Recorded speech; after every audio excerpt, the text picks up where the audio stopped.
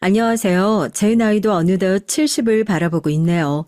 아직은 햇병아리가 아니냐 하시겠지만 나름대로 고생을 많이 하며 살아와서 그런지 어디 가서 아직 칠순도 안 됐다는 얘기를 하면 사람들이 머쓱하게 웃으면서 어머 그랬냐고 얘기를 한다니까요.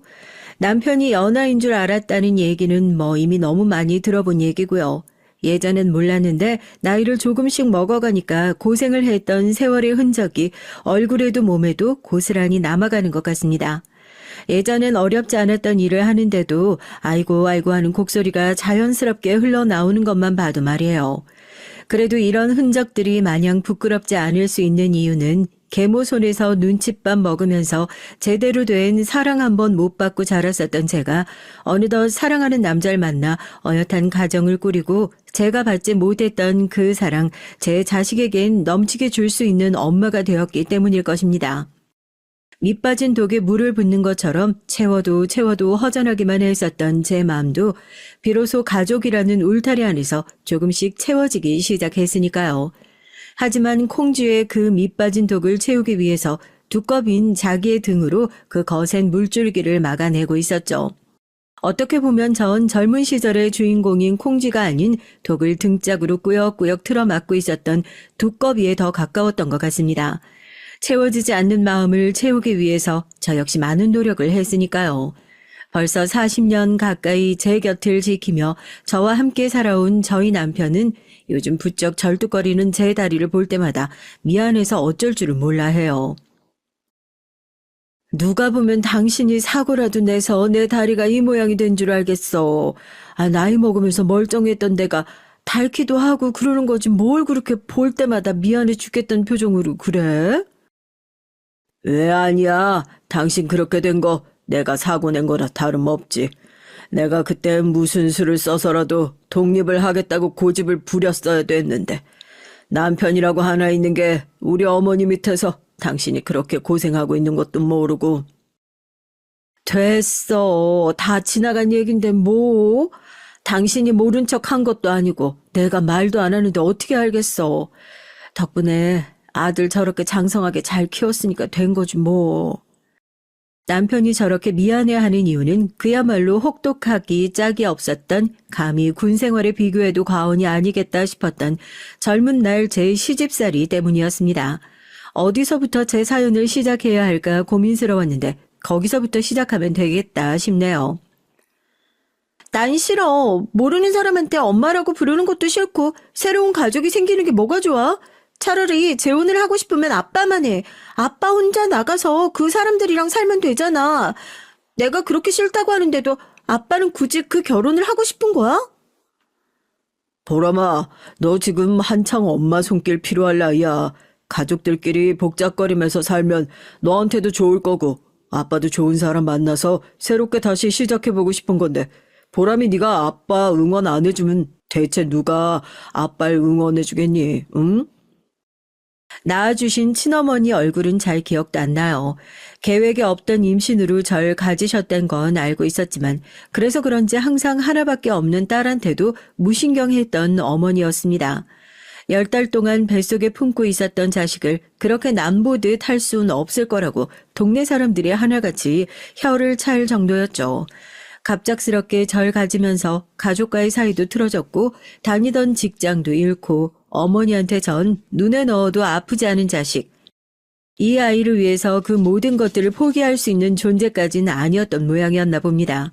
제가 말을 알아듣기 시작할 수 있을 정도로 나이를 먹고 나선 어머니에게 너 때문에라는 말을 참 많이 들었던 것 같아요. 너 때문에 너만 아니었어도 나 때문에 어머니 인생이 저렇게 불행해졌구나. 나만 없었어도 어머니는 행복하게 잘 살 수 있었겠구나. 그런 원망을 들으면서 제가 어떻게 절 떼어놓고 나간 어머니를 붙잡을 수 있었겠어요. 생각해보면 어른들이 참 비겁했던 거죠.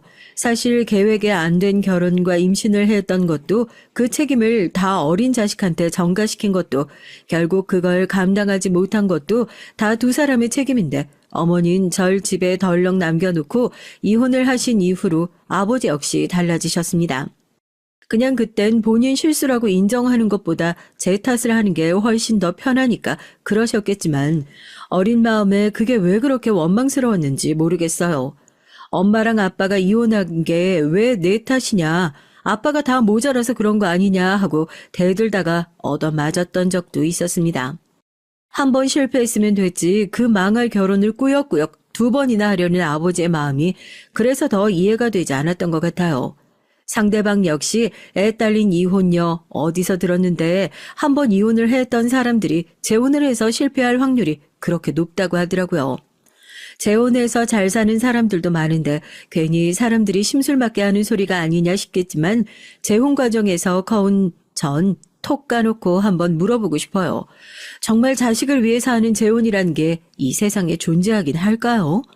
모든 재혼은 자식의 희생을 동반한다고 결국에 혼자서 자식 키우기 힘드니까 혼자 살기 외로우니까 결혼하면서 너도 한창 엄마 손길이 필요할 나이니까 한창 아빠 손길이 필요할 나이니까 라는 소리로 자식의 희생을 강요하는 이기적인 부모 아래서 정신적으로 병든 자식만 나올 뿐인 것 같아요. 전 그중 하나고요. 저의 만류를 애초부터 들을 생각이 없었던 아버진 결국 재혼을 감행하셨고 전 그렇게 하루아침에 새어머니와 새오빠라는 몸에 맞지 않는 불편한 옷 같은 가족들과 함께 사는 처지가 됐습니다. 처음엔 아버지의 눈치를 보느라 우리 보람이 소리를 하면서 저에게 잘 대해주시던 새어머니께서도 2달이 지나고 나서부턴 본색을 드러내시더군요. 어떻게 보면 당연한 결과였죠. 제 자식보다 저를 더 챙길까 싶어서 전전긍긍 하시더라고요. 보람이 한 달에 용돈 얼마 받지? 여보, 그러지 말고 보람이 용돈 주는 거 앞으로 그건 내가 관리할게요. 한창 공부할 시기에 여자애가 돈 많이 들고 다녀봤자 겉으로 나돌기만 하고 좋을 거 하나도 없고. 보람아, 너도 엄마가 용돈 주는 거 괜찮지? 새어머니가 집에 오셔서 가장 먼저 하신 일은 경제권을 잡는 일이었습니다. 재혼 이후에 집에서 계속 어울리지 못하고 겉도는 것 같다면서 아버지가 저에게만 신경을 써주시는 것이 어지간히도 안 이꺼 보이셨던 모양인지 저녁 식사 자리에서 대놓고 이젠 제 용돈도 본인이 관리하겠다고 대놓고 얘기를 하고 아무것도 모르는 아버진 네 어머니가 널 이렇게 세심하게 신경을 쓴다고 허허 웃으면서 좋아하시더라고요. 속도 없이 말입니다. 뭐 그 뒤로는 말 안 해도 뻔하죠. 용돈이랄 게 뭐 있어요. 학교랑 집 왔다 갔다 하는 차비만 겨우 받았죠. 전 문제집 하나 사는 것도 무슨 문제집을 그렇게 많이 사냐. 진짜 문제집 산 건 맞냐. 영수증까지 들고 와서 증빙을 했었는데 의붓 오빤 철마다 핸드폰이며 뭐며 척척 잘도 바꿔주는 걸 보고 기가 막히더라고요. 하루는 학교에서 배가 너무 아파서 양호실에 있다가 아버지에게 연락을 했어요. 아무래도 조퇴를 하고 병원에 가봐야 할 것 같다. 너무 아프다고요. 아버진 우물쭈물 하더니 어머니에게 전화를 해서 같이 병원에 가던지 해라 하고 말을 흐리시더라고요. 배가 얼마나 아픈지 식은땀이 삐질삐질 흐르고 정신이 없는데 새어머니에게 전화를 드려서 용돈이 다 떨어져 그런데 병원에 가야 할 것 같으니까 돈 좀 붙여주실 수 있냐고 했죠. 이제 돈 달라는 핑계도 아주 가지가지다 너. 아프면 양호실에서 대충 약 먹고 버티면 되지. 돈 못 받을까봐 그새 아버지한테까지 전화를 했어? 어디서 그렇게 여시 같은 짓을 배워가지고는? 바쁘니까 연락하지 마, 어? 아파서 죽을 것 같아서 학교에서 죽든지 해. 양호실에서 멍하니 끊겨버린 전화를 바라보고 있다가 그대로 정신을 놓아버리고 말았어요. 눈을 뜨고 나니까 병원이더라고요. 소식을 듣고 달려온 아버지가 괜찮냐고 병원에 가라니까 왜 그렇게 미련하게 참고 있었냐는 식으로 절 타박하셨고요. 새어머니는 혹시라도 그 화살이 자기한테 돌아올까 싶어서 황급하게 변명을 하더라고요. 지금 한창 출석 일수가 중요한 시기라서 양호실에서 쉬었다가 정 못 참겠으면 병원에 가자고 얘기를 했었는데 여태 참고 있다가 이렇게 된 모양이라고 누구보다 절 걱정했다는 듯이 말을 하는데 기가 차서 헛웃음이 나오더라고요. 아파도 학교에서 죽으라고 하셨잖아요. 아니 애초에 용돈만 제대로 주셨어도 제가 병원비 없어서 병원 못 가는 일 없었을 거 아니에요? 이제 와서 왜 걱정해 주시는 척이에요? 예, 어머머 얘 말하는 것 좀 봐. 여보, 이거 다 오해예요. 누가 들으면 내가 너 계모처럼 몰래 괴롭힌 줄 알겠다. 무슨 말을 그렇게 하니? 내가 얼마나 널 친딸처럼 아끼고. 친딸이요? 차라리 그냥 대놓고 계모처럼 괴롭히세요. 뒤로는 미워 죽겠고 싫어 죽겠는데 아버지 앞에서 이렇게 착한 척 가식 떨지 마시고요. 아버지도 마찬가지야. 나 하나만 입 다물고 있으면 다 조용하고 잘 굴러가니까 알고도 모른 척하는 거 아니야? 나한텐 어머니한테 전화해서 병원 같이 가라고 해놓고선 내가 병원도 못 가고 쓰러졌으면 내가 아니라 여기 서 있는 이 여자한테 따져 물어야 하는 거 아니냐고. 뭐? 이 여자? 너 엄마한테 지금 그게 무슨 말버릇이야? 당장 죄송하다고 못해? 죄송하긴 뭐가 죄송하냐고요. 엄마는 누가 내 엄마냐고. 이 사람이 진짜 날 자식처럼 생각하긴 하냐고. 병원 침대에 누워서 울컥하는 마음이 몽땅 터져 일어나서 울컥 소리를 질렀습니다. 아버진 그런 제 뺨을 세차게 올라붙였고 저도 눈이 시뻘겋게 달아올라서 아버지를 똑바로 쳐다보고선 그대로 새어머니의 뺨을 올려붙였죠. 지금 이게 뭐 하는 짓이냐고 소리를 고래고래 지르는 아버지를 그대로 세워두고 병실을 나왔습니다. 결혼 잘못해서 인생 말아먹고 싶으면 아버지 혼자서나 말아먹어. 난 절대로 아버지처럼 안 살 거니까. 앞으로 살면서 다시는 나 찾지 마. 인간 같지도 않은 것들끼리 끌어안고 평생 행복하게 오순도순 한번 잘 살아보라고. 가족을 버린다고 나온다는 것, 그 상황에 있어보지 않으신 분이라면 절대 어떤 마음인지 모르실 겁니다. 어린 나이였지만 그 짧은 순간에 엄청나게 많은 생각을 했던 것 같아요. 내가 이 집에서 계속 있어봤자 평생을 새어머니와 의붓 오빠의 들러리 역할로 살겠구나.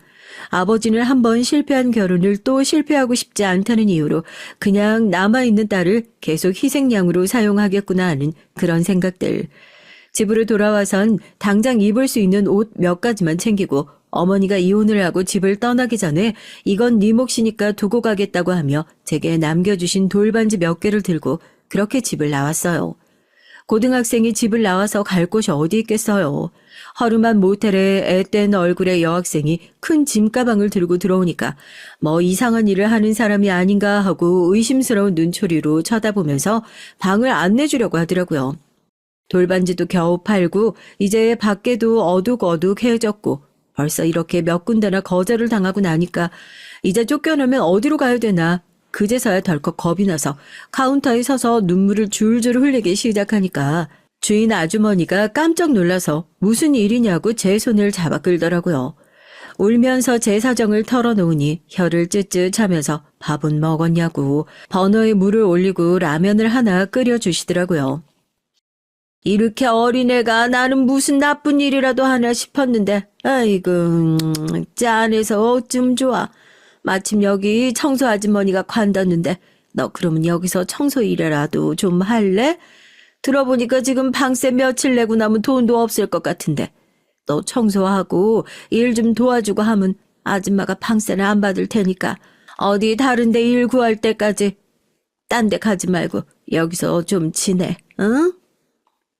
사람이 죽으라는 법은 없다고요. 그렇게 생고생을 하면서 도착한 곳에서 전 은인 같은 분을 만나게 됐습니다. 아주머니가 끓여주신 라면을 허겁지겁 먹고 있는데 딱한 제 사정을 들으시더니 어디 제대로 된 일자리를 구하기 전까진 여기서 청소 일을 하면서 숙식을 해결하라고 하시더라고요.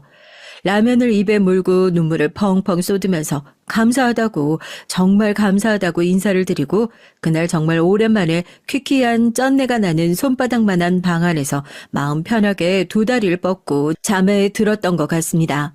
그렇게 조금 이른 저의 독립생활이 시작됐죠. 모텔에서 일을 도우면서 한 1년 정도 지냈어요. 거기서 20살도 맞이했고요.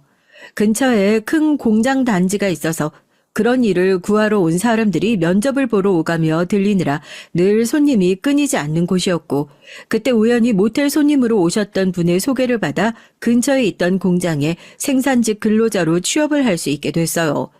집에서 나오고 난 이후로 사람은 절대 믿으면 안 되겠다. 나를 도와줄 수 있는 어른은 절대로 없다고 생각했었는데 결국 또 힘들 때 기대게 되는 것은 사람이더라고요.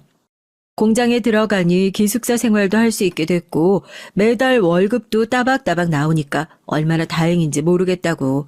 이제야 한시름 던 것 같다면서 정말 본인 일처럼 기뻐하시며 사회 초년생이라 돈 들어갈 일 많다고 퇴직금이라 생각하라며 마지막 아르바이트비를 두둑하게 얹어주시던 모텔 사장님. 아직도 참 감사한 마음이 잊혀지지가 않습니다. 제가 일하던 공장은 주로 해외에 수출하는 물건을 생산하는 곳이었고 제가 그곳에서 일한 지 3년 차 정도 되었을 때 정말 같은 공장에서 일을 하고 있는 남편을 만나게 됐어요. 남편은 대학까지 졸업해서 해외로 오가는 물건의 입출고를 담당하는 업무를 맡고 있었으니까 저와 접점이라곤 하나도 없는 사람이었죠. 직원 식당에서 누가 절 빤히 쳐다보기에 내가 뭐 잘못한 거라도 있나 싶었거든요. 네가 도끼병이라도 걸린 거 아니냐 하시겠지만 주변에 있는 친구들도 저 직원이 너한테 뭐 할 말 있나 보다 하고 옆구리를 쿡쿡 찌를 정도로 정말 빤히 쳐다보는 시선이 부담스러울 정도였다니까요.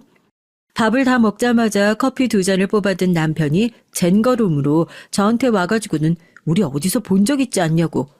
이게 무슨 개수작인가 싶었죠. 사람들 많은 데서 물어보기가 좀 그래가지고 긴가민가 하긴 한데 혹시 예전에 땡땡 모텔에서 일하지 않았어요? 맞죠? 어쩐지 얼굴이 엄청 낯이 익더라. 예전에 저 여기로 발령 나고 나서 기숙사 자리가 없어가지고 거기서 묵었거든요.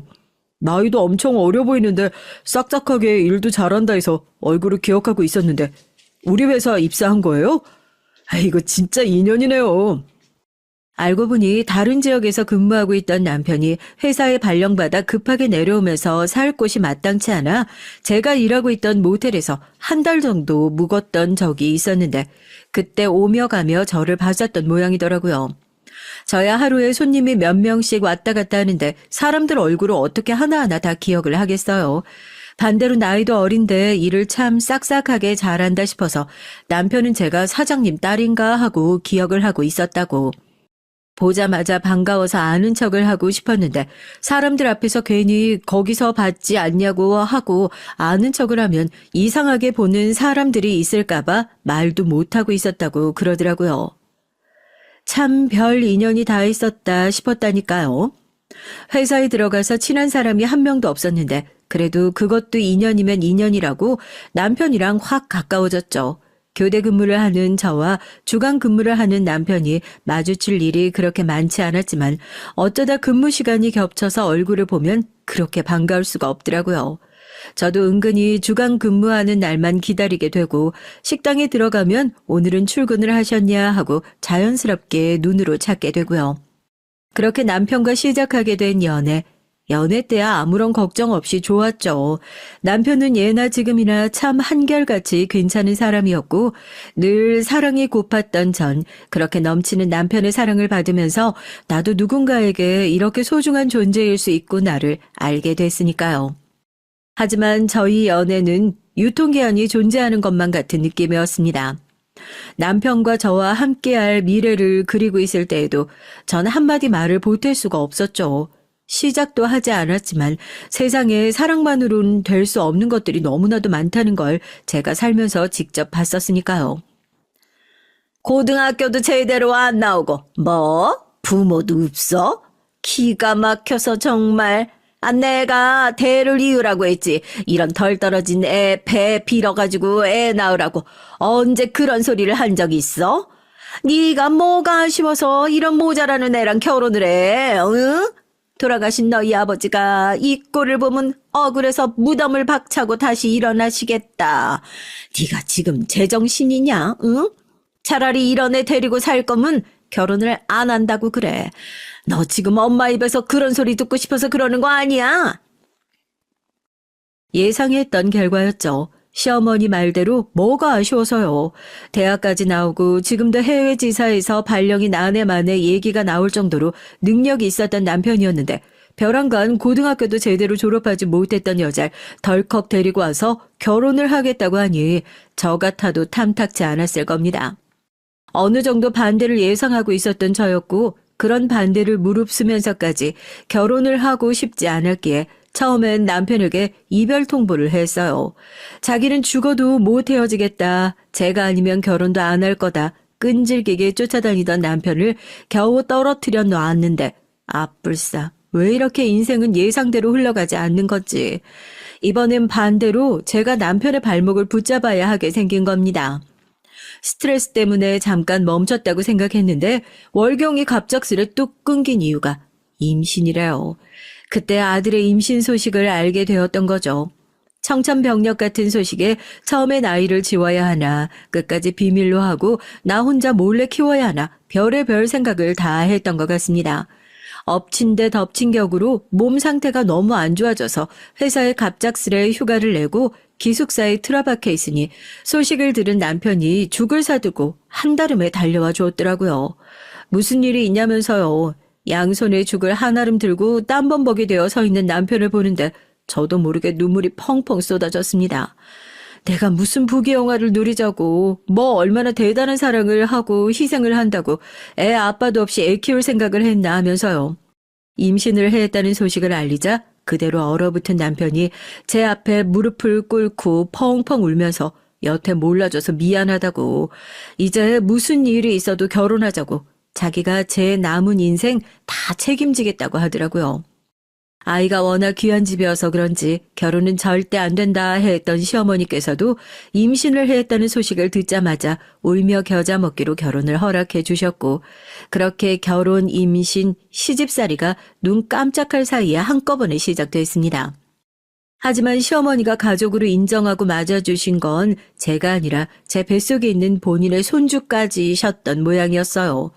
살얼음판이 따로 없더라고요. 눈만 마주치면 미워 죽겠다는 얼굴로 저랑 제 배를 한 번씩 흘겨보시곤 한숨을 푹푹 쉬시는 시어머니.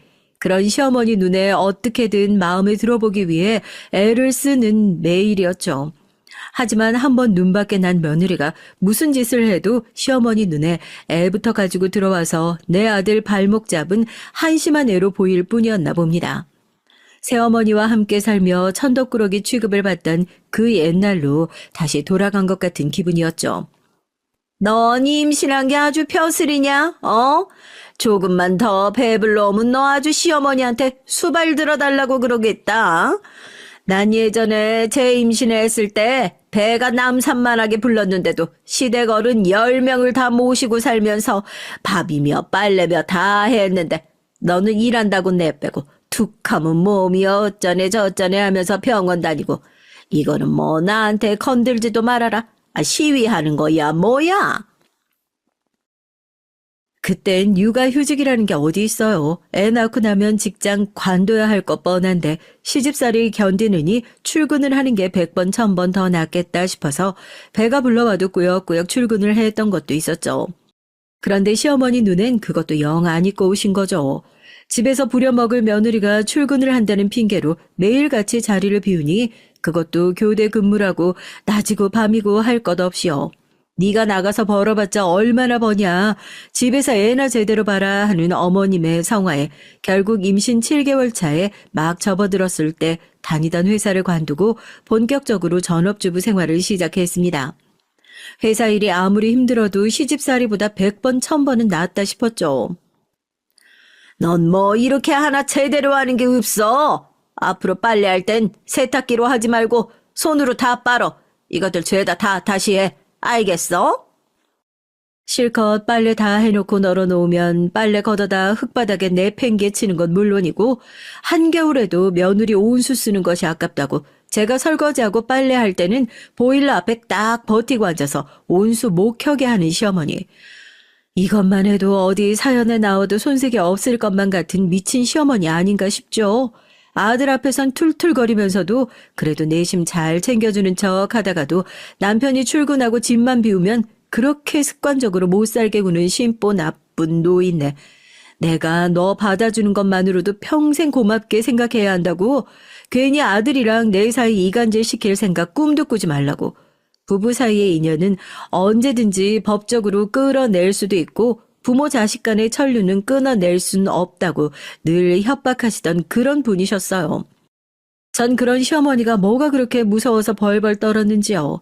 시어머니가 그런 말씀을 하실 때마다 내가 이런 취급을 받으면서 살고 있는 건 죄다 내가 부모 버리고 나와서 부모 없이 살고 있어서다. 그러니 내 자식도 그런 취급받으면서 살게 할 수 없다. 그래서 더 꾸역꾸역 혼자 속으로 사귀었던 것 같습니다. 미련하고 무식했죠. 살다 보면 나아질 거라고, 남들도 다 이렇게 산다고, 그래도 모자란 며느리 안 내치고 살아주는 것이 얼마나 감사하냐 하면서 정신 승리하면서 살았던 거죠. 그 험한 시집살이를 당하면서도 그게 시집살이인 줄 모르고 그렇게 바보같이 살았어요. 내가 당하고 사는 것이 일반적인 것이 아니구나. 제가 정신을 차리고 깨닫게 된 건 남편이 해외 지사로 발령받고 약 2년간 집을 떠나 있던 시기였습니다.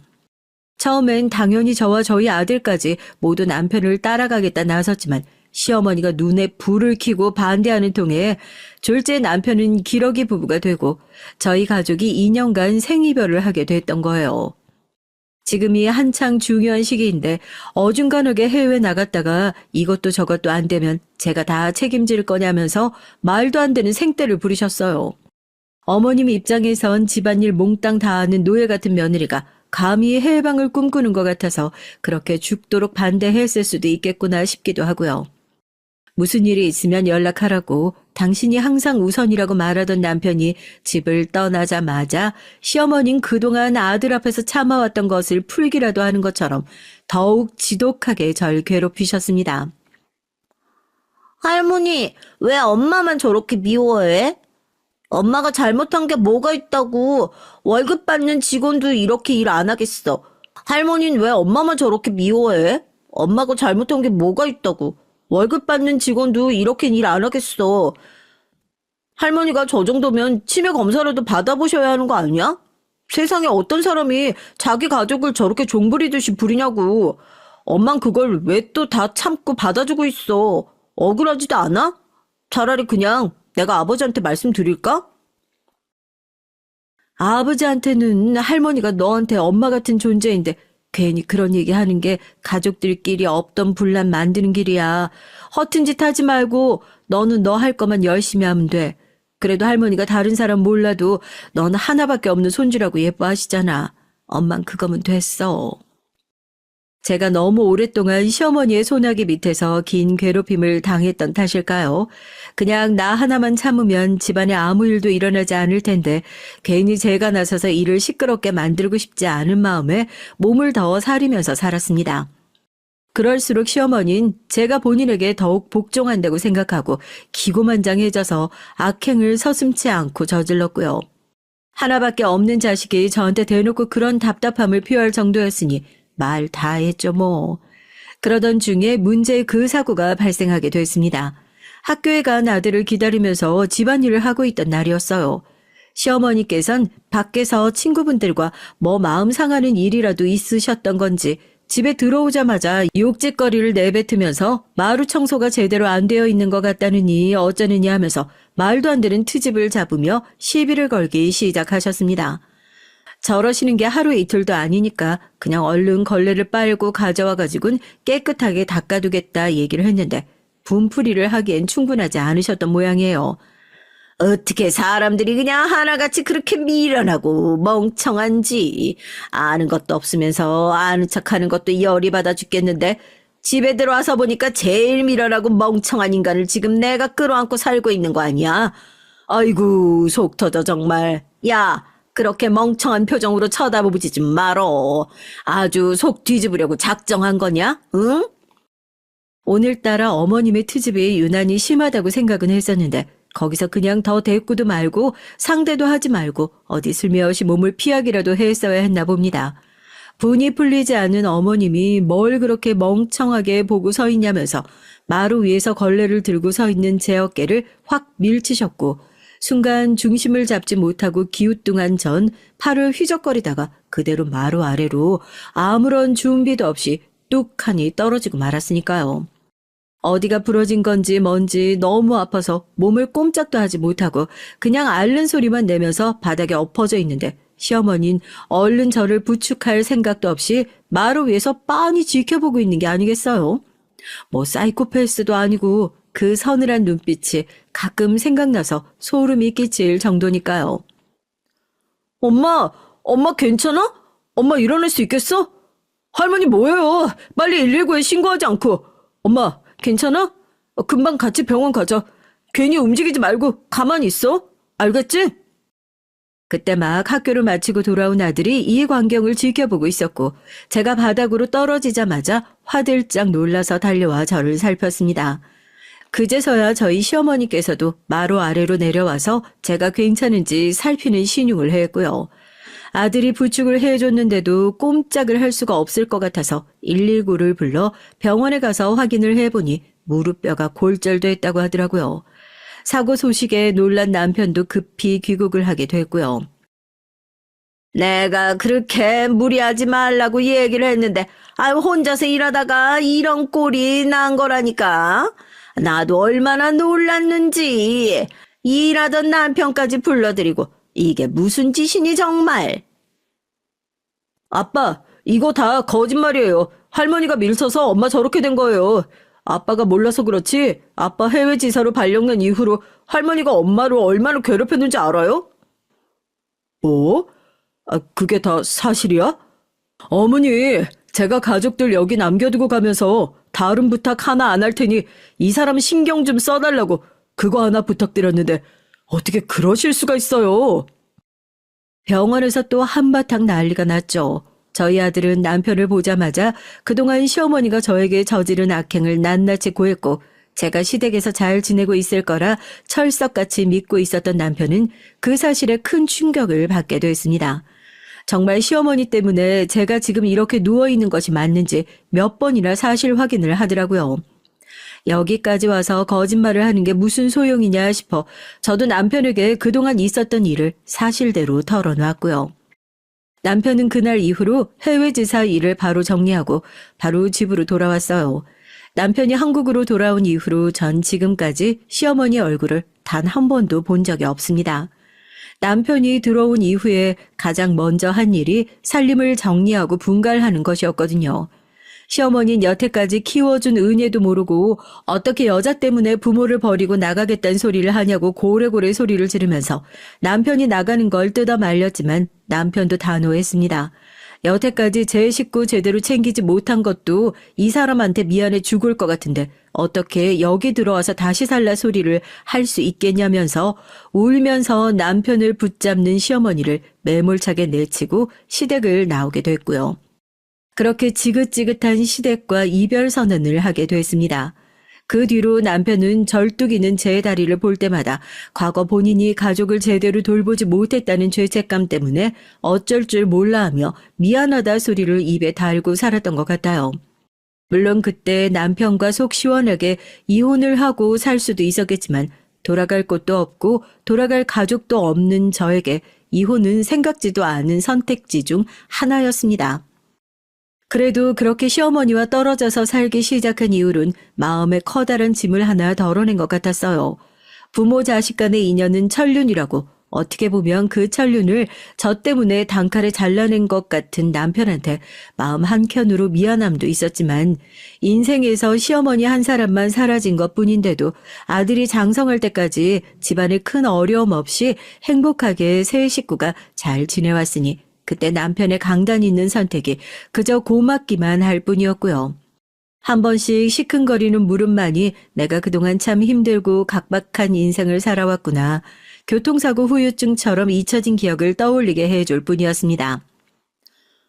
엄마, 나랑 결혼할 사람이에요. 인생에서 처음으로 책임지고 싶은 사람이 생겼으니까 엄마가 잘 좀 대해주셨으면 좋겠어요. 부족한 게 많아도 너그럽게 봐주고 잘 가르쳐주시고 하면서. 그런 제가 세월이 훌쩍 지나 어느덧 며느리까지 보게 되니 세월 참 빠르구나 하는 걸 실감하게 되더라고요. 조건으로 따지고 보면 아들의 얘기처럼 어딘가 부족한 구석이 많은 며느리였습니다. 친정 형편도 어렵고 지금 당장 변변찮은 직장도 없이 계약직으로 일을 하고 있기도 했고요. 하지만 그동안 제가 시어머니에게 당해왔던 세월이 있는데요.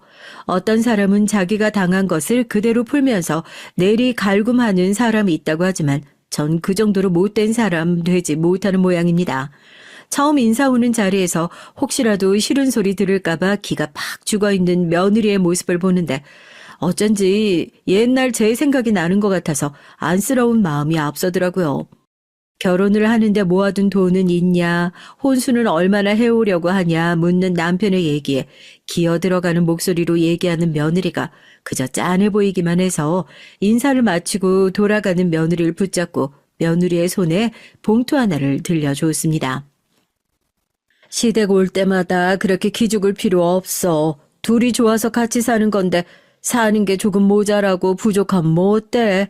살다 보면 나아지기도 하고 지금 사는 거랑 비교도 안 되게 좋아질 수도 있고 하는 거고 그렇지. 시댁 올 때마다 항상 어깨 쫙 펴고 당당하게 들어와. 응? 나는 딸 같은 며느리 이런 거 하나 필요 없어.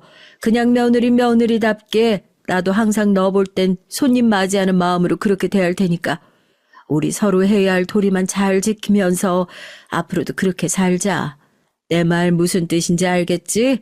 이건 아무한테도 얘기하지 말고 그냥 여태 우리 아들 옆에서 잘 챙겨주고 하는 게 고마워서 내가 주는 거라 생각하고 결혼할 때 부족한 거 있으면 혼수든 결혼식 비용이든 뭐든 보태서 써라. 알겠지? 어머님, 정말 감사해요. 앞으로 제가 더 잘할게요. 어머니 안 계셔서 늘 기죽고 힘들게 지냈었는데 앞으로 어머님을 그냥 제 어머니다 생각하고 모실게요. 감사해요. 결혼식 비용에 보태라고 저도 따로 마련해둔 돈을 며느리에게 챙겨줄 때까지만 하더라도 며느리와 앞으로 둘도 없는 고부 사이가 될 거라고 어렴풋이 기대를 했던 것 같습니다.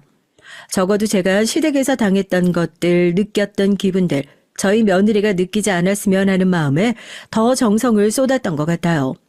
하지만 막상 아들 결혼을 시키고 나니까 또 저 혼자만 소득 없는 외사랑을 하고 있다는 생각이 들기 시작하더라고요.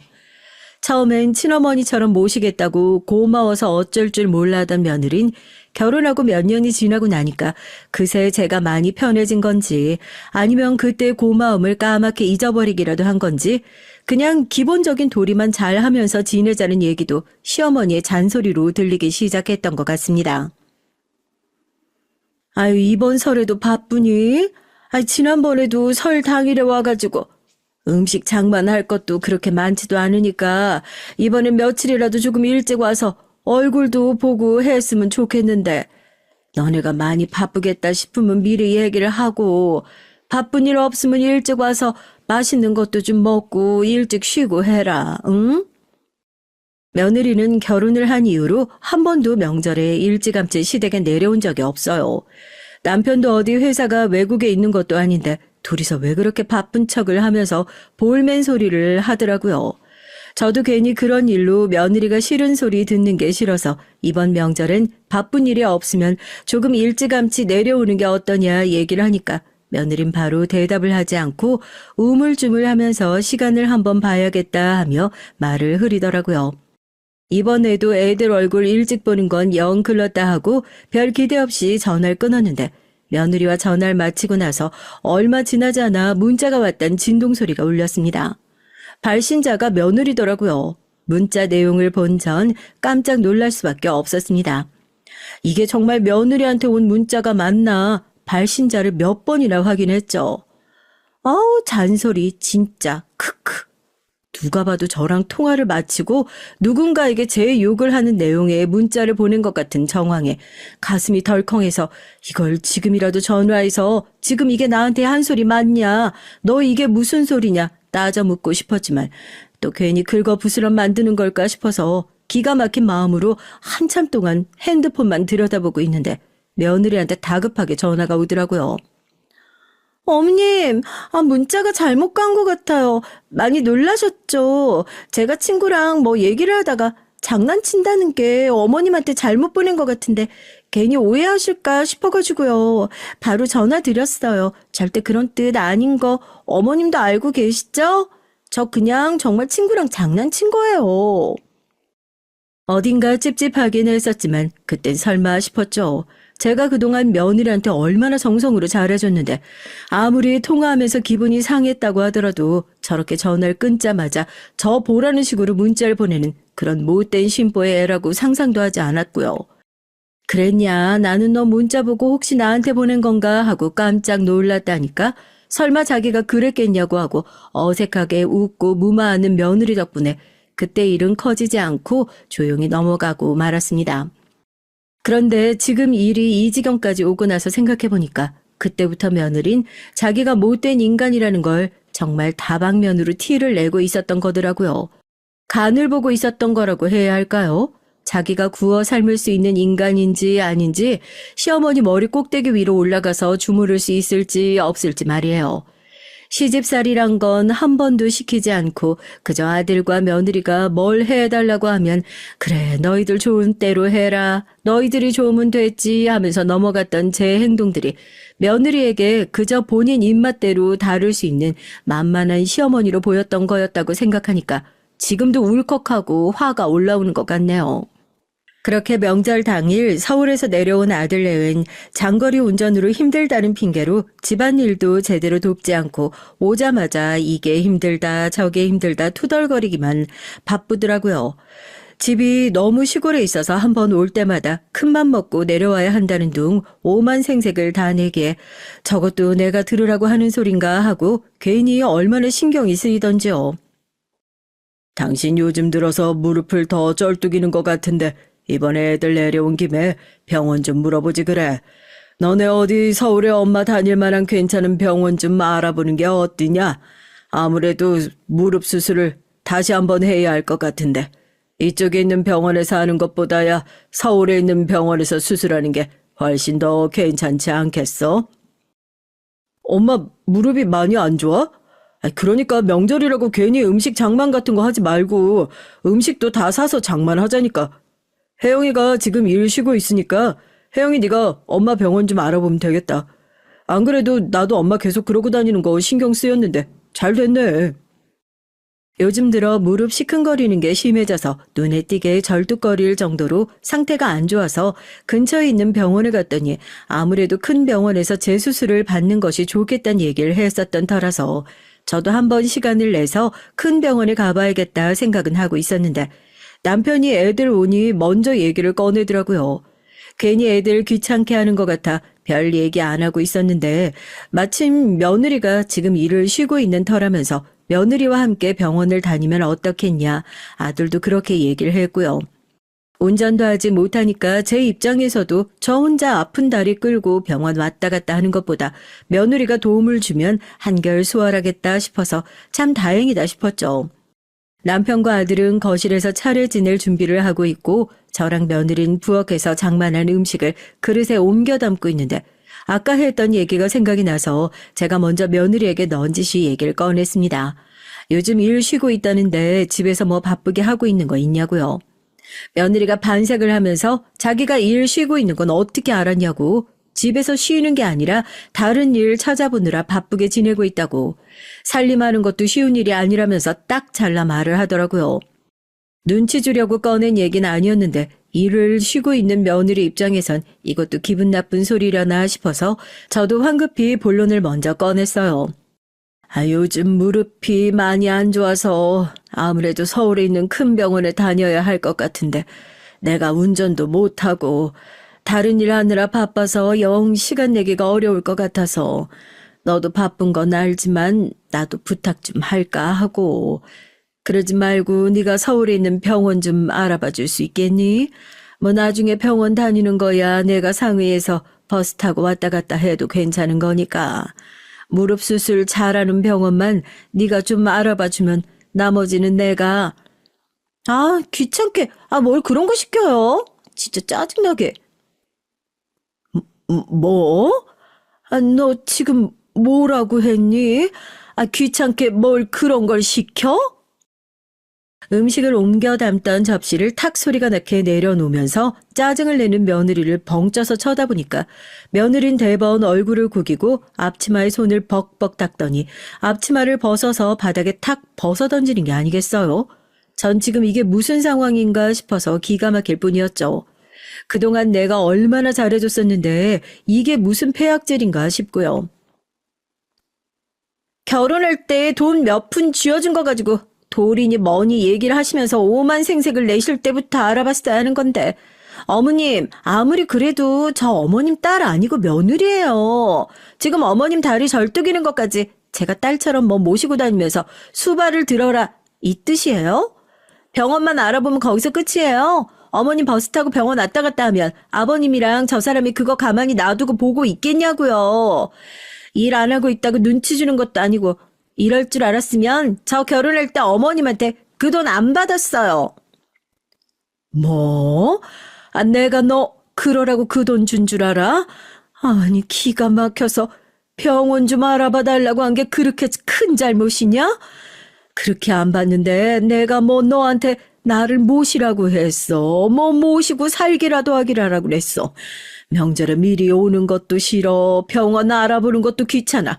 아니, 그런 것도 하기 싫어가지고는 지금 이게 시어머니 앞에서 뭐 하는 버르장머리야?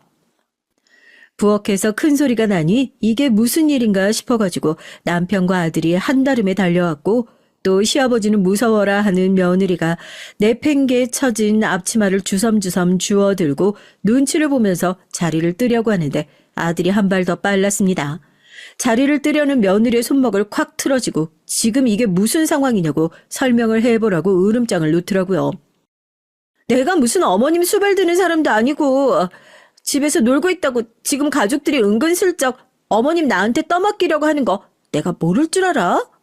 어머님 무릎이 저렇게 생겼으면 당신이 알아보고 돌보든가 해. 병원 핑계로 나한테 모시라고 몰아가는 거 내가 모를 줄 알아? 너 그래서 내가 그렇게 병원 알아보라고 할 때도 계속 집에서 직장 알아보느라 바쁘다고 핑계댔던 거야? 그동안 우리 엄마가 너한테 얼마나 잘해줬었는데 배응망덕도 유분수지. 우리 엄마한테 이렇게 싸가지 없는 인간 나 절대 내 가족으로 인정 못해. 며느리의 폐악질이 끝에 달하고 기가 막혀하는 남편이 당신은 빠져 있으라면서 절 뒤로 끌어당기자마자 아들은 며느리의 뺨을 그대로 올려붙였습니다. 뺨을 얻어맞고 바닥에 그대로 나동그라진 며느린 어떻게 어머님 때문에 자기한테 이럴 수 있냐고 고래고래 소리를 지르고 남편은 그런 며느리를 그대로 질질 끌어서 대문 열고 그대로 쫓아냈고요. 제가 이쯤 하면 됐다고 남편과 아들을 말리려 들어도 소용이 없었습니다. 그렇게 화가 난 모습은 생전 처음 본 것 같아요.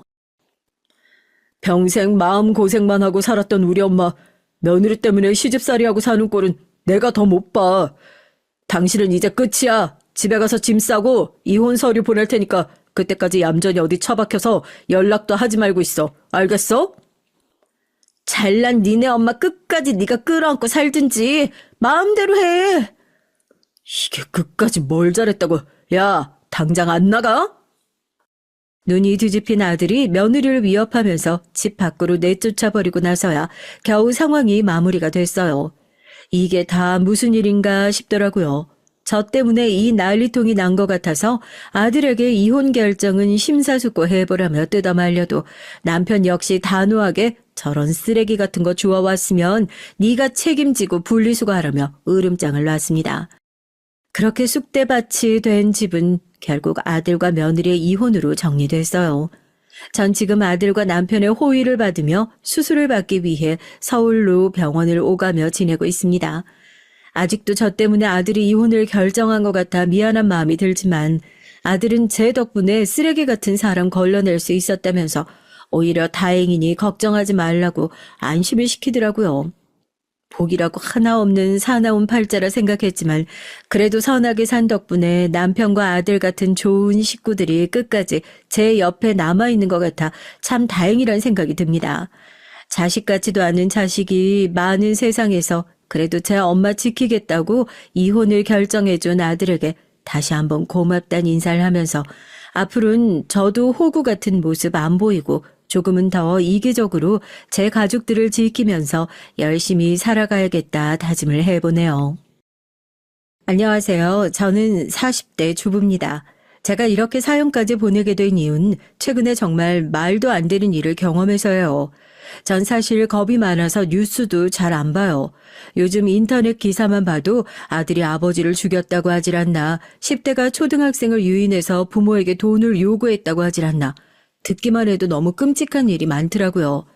자식 키우면서 먹고 살기도 힘든데 그런 뉴스까지 보고 나면 하루 종일 마음이 좋지 않았습니다. 그런 뉴스를 보고 나면 세상에 믿을 사람이라고는 하나도 없는 것만 같아서 점점 더 외면하게 됐어요. 그리고 저에겐 절대 일어나지 않을 일이라고 믿었죠. 그런데 세상에 절대라는 건 없더라고요. 저도 믿는 도끼에 발등을 아주 세게 찍었습니다. 그 사건에 대해서 말씀드리려면 먼저 저의 결혼 생활에 대해서 설명을 해드려야겠어요. 저와 남편은 같은 직장에서 눈이 맞아 결혼했어요. 사내 연애다 보니 조심할 만도 한데 둘이 너무 좋아서 티가 다 났나 봐요. 저희는 숨긴다고 숨겼는데 직장 동료들이 다 눈치채고 있었더라고요. 저와 남편은 2년 연애 끝에 결혼했습니다. 제 결혼 생활은 비교적 원만했어요. 남편과 사이도 좋았고 시어머니도 굉장히 좋은 분이시고요. 제 주변 친구들을 보면 시어머니와 고부 갈등 때문에 남편과 이혼까지 고민할 정도로 힘들어하는 친구들이 많았는데 전 그 반대였죠. 남편과 다투다 화가 나서 내가 어쩌다 저런 인간이랑 결혼했나 싶다가도 천사처럼 마음씨 고운 시어머니를 뵙고 나면 남편을 미워했던 마음이 눈 녹듯 사라지곤 했습니다. 결혼 초기에 이런 일도 있었어요. 제가 아이를 낳고 육아휴직을 써서 집에서 아이를 돌보고 있었습니다. 저도 첫 아이라 하루하루가 매일 고단하고 힘들었죠.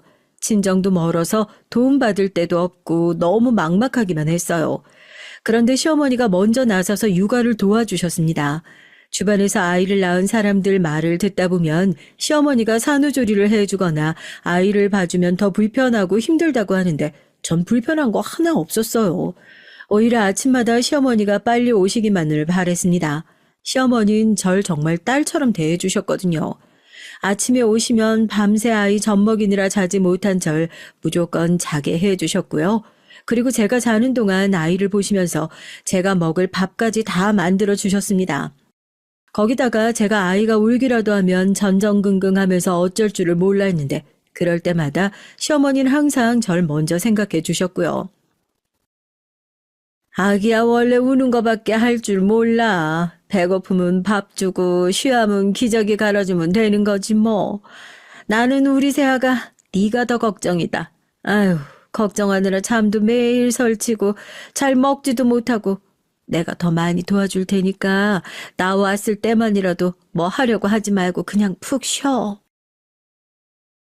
저도 처음엔 그래도 시어머니시니까 불편해서 오시면 잘 눕지도 못하고 맛있는 거라도 해드리려고 노력했어요. 그런데 그럴 때마다 시어머니는 이럴 필요 없다고 하시면서 당신이 오시는 이유는 절 쉬게 해주려고 오시는 거니까 가만히 몸조리만 하라고 하셨습니다. 언제부턴가 전 친정엄마와 있는 것보다 시어머니가 더 편해졌어요. 친정 부모님이 시골에서 한 번씩 올라오시면 제가 애 키우는 거 가지고 덥게 입혔네 춥게 입혔네 잔소리만 하시다 가셨는데 시어머니는 항상 절 배려해 주시면서 하나하나 차분하게 가르쳐 주셨거든요. 그러던 어느 날 하루는 남편이 친구들을 만나고 온다고 나갔는데 새벽까지 들어오질 않더라고요. 워낙 술을 좋아하던 사람이라 그런 일이 잦았습니다. 아이가 태어나고 나선 저도 너무 힘들어서 남편이 술을 먹고 들어올 때마다 다퉜어요. 남편은 싸울 때마다 절대 다시는 안 그러온다고 저와 약속했습니다. 그런데 그날은 술을 얼마나 마셨는지 택시를 타놓고 집이 어딘지도 모르고 길거리를 헤매고 있나 보더라고요. 기사 아저씨께서 전화가 와서 집 주소를 물어보셨어요. 이런 일이 처음이 아니에요. 저와 약속하고도 남편은 너무 쉽게 어겼습니다. 남편이 술 먹고 집에 늦게 들어오는 일로 몇 번 제가 시어머니에게 하소연을 했더니 시어머니께서 같이 속상해하시며 저에게 말씀하신 게 있어요. 남편이 한 번만 더 술에 취해 집에 못 찾아오면 그땐 택시기사에게 시댁 주소를 알려주라고 하셨어요. 시어머님이 나서서 아주 혼쭐을 내주시겠다고요. 전 고민 끝에 어머님 말씀대로 택시기사에게 시댁 주소를 알려줬습니다. 그리고 시어머니에게 전화를 드렸어요. 사실 시어머니께서 제가 남편 때문에 속상해하니 그냥 하신 얘기일지도 모르지만 저도 이번 기회에 남편 버릇을 고쳐야 할 것 같아 큰 결심하고 시어머니 말씀대로 했죠. 남편은 시댁에서 자고 다음날 집에 돌아왔습니다. 그런데 오자마자 제게 무릎을 꿇고 사과를 하더라고요. 다시는 절대 이런 일이 없을 거라고요. 그날 이후 남편은 회식하거나 친구들을 만나도 12시를 넘기지 않고 집에 꼬박꼬박 들어왔습니다.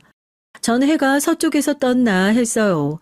전 신기해서 나중에 시어머니께 어떻게 하신 거냐고 물었죠.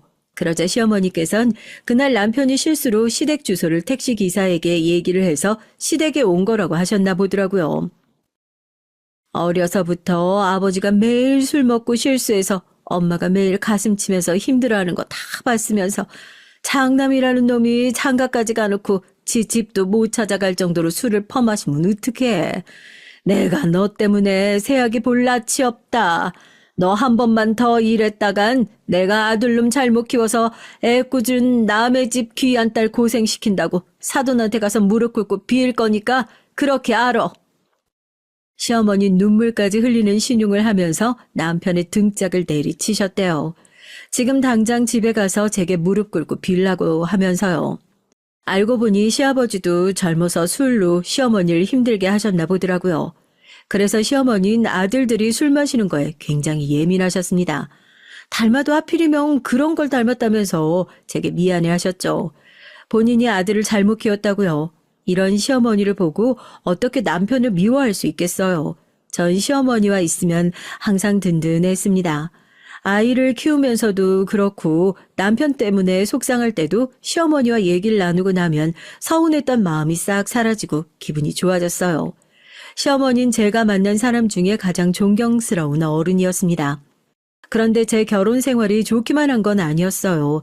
저희 시아버지가 좀 특이하세요. 살짝 말씀드렸지만 시아버지께서 술을 좋아하셔도 너무 좋아하십니다.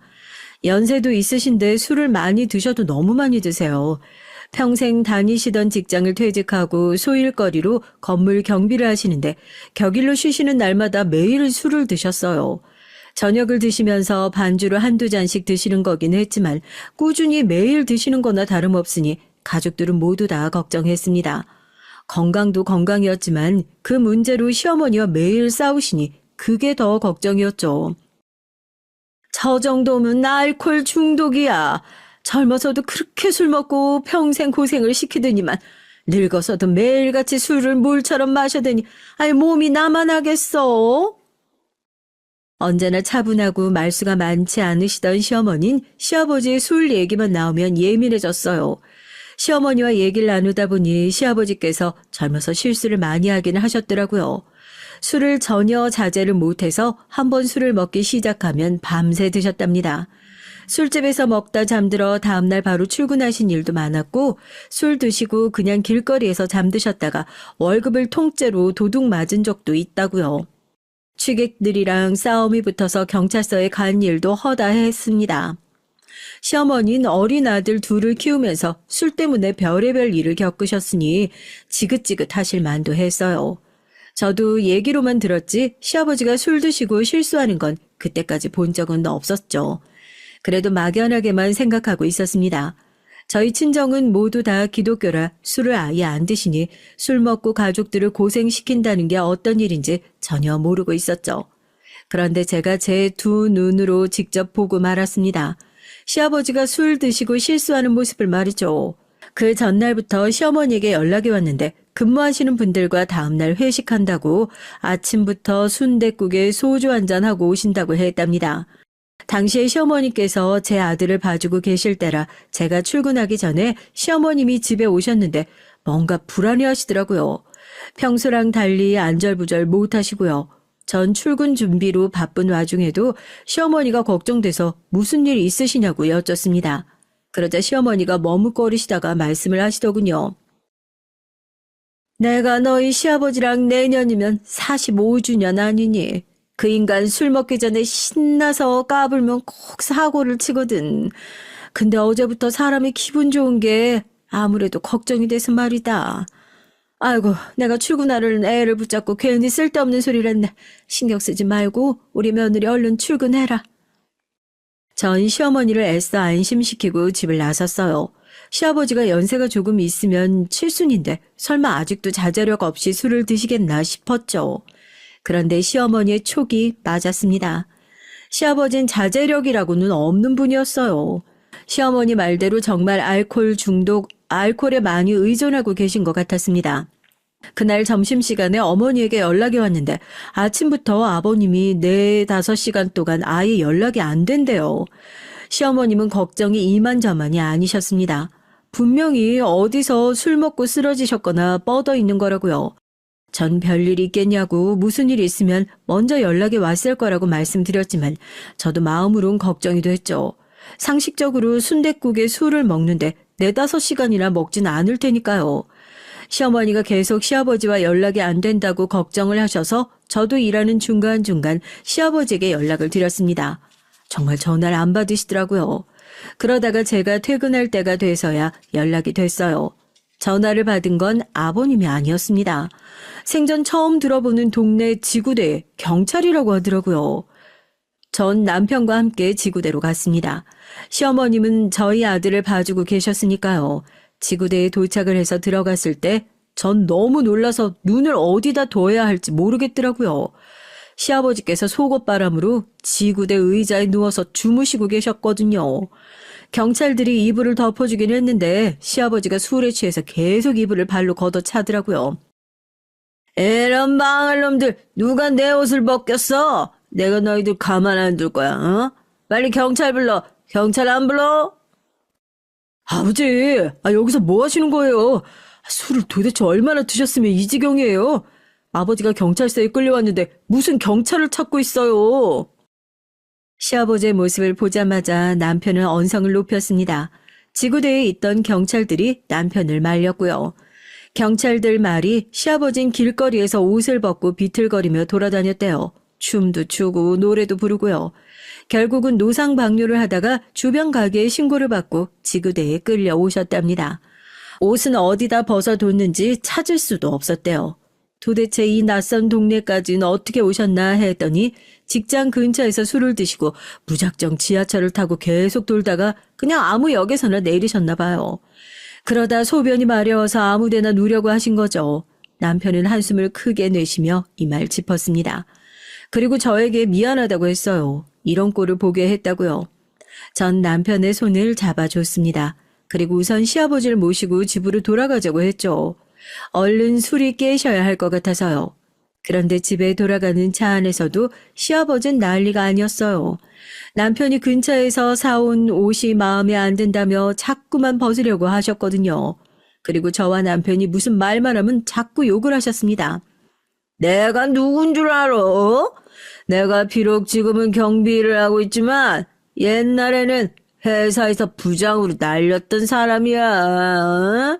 그때는 그냥 다들 쫄아서 말도 못 걸더니만 이젠 내가 아주 호구로 보이지? 시아버지는 직장에서 무슨 안 좋은 일이 있으셨는지 연신 화를 내셨어요. 아무래도 연세 드셔서 젊은 사람들에게 인사도 해야 되고 청소도 해야 하는 경비 일이 많이 힘드신 것 같았습니다. 그날 시댁에 시아버지를 모시고 돌아오는데 마음이 무거웠어요. 아들을 데리고 시댁에서 나오는데 시어머니가 따라 나오시더니 우물쭈물 하시더라고요. 전 시어머니의 표정을 보자마자 시어머니가 무슨 소리를 하실지 알겠더라고요. 시어머니는 제가 시아버지의 못 볼 꼴을 본 게 마음이 쓰이셨던 것 같아요. 전 시어머니를 안아드렸습니다. 전 오늘 하루 본 일이지만 시어머니는 이런 일을 40년 동안 무수히 겪으셨다고 하니 지금까지 얼마나 고생하셨을지 알겠더라고요. 같은 여자로서 시어머니가 너무 안쓰러웠습니다. 특별한 말을 하지 않아도 서로 안고 있으니 마음이 통하는 것 같았죠. 다음날 시아버지에게서 전화가 왔어요. 전 당연히 시아버지가 저에게 미안해 하실 줄 알았는데 아니더라고요. 시아버지는 아주 당당했습니다. 당당한 정도가 아니라 아주 뻔뻔했어요. 아이고, 내가 어제 기분이 좋아서 술을 좀 마셨더니 우리 며느리 앞에서 추태를 부렸네. 근데 남자가 원래 술을 먹다 보면 경찰서도 가고 쌈박질도 하고 그러는 거지 뭐. 착한 우리 며느리가 좀 이해해줘.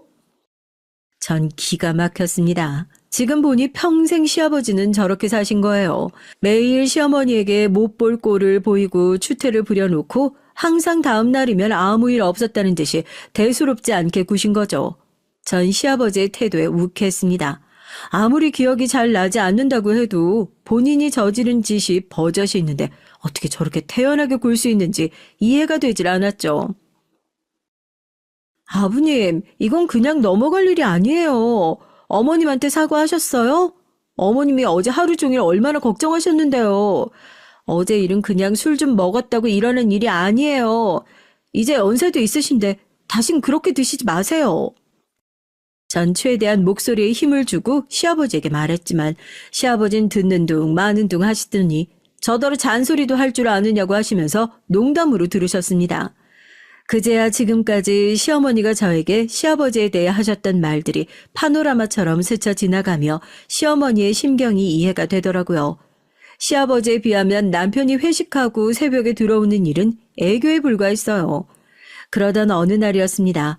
저와 시어머니가 함께 아이를 데리고 키즈 카페에 갔는데 시어머니가 어딘가 좀 이상하더라고요. 아이를 안고 걸어오시는데 한쪽 다리가 축 늘어진 것처럼 이상한 게 걸으셨죠.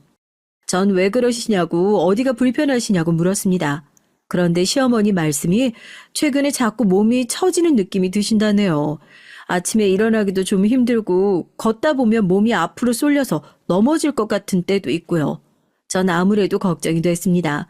평소에 어디가 아프다는 말을 잘 하지 않으시는 분인데 몸 여기저기가 힘없이 축 늘어진다고 하셨거든요. 제가 보기에도 전과 달라 보였습니다. 시어머니는 계속 괜찮다고 하셨지만 전 바로 시어머니를 모시고 병원에 갔어요. 그런데 병원에서 믿지 못할 얘기를 듣고 말았습니다. 시어머니께서 파킨슨병 판정을 받았어요. 다행히 초기에 발견해서 치료하면 좋아질 거라고 했습니다. 약물 치료를 해보고 좋아지지 않으면 수술 치료도 있으니 의사는 걱정하지 말라고 했습니다. 그 말을 듣고 나니 저와 시어머니는 안도했어요.